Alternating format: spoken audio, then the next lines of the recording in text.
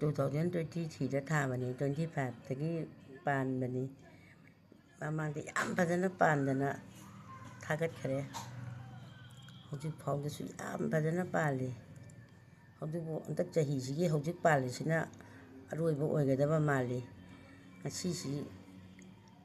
tangda thagat lage mayam yengbiyo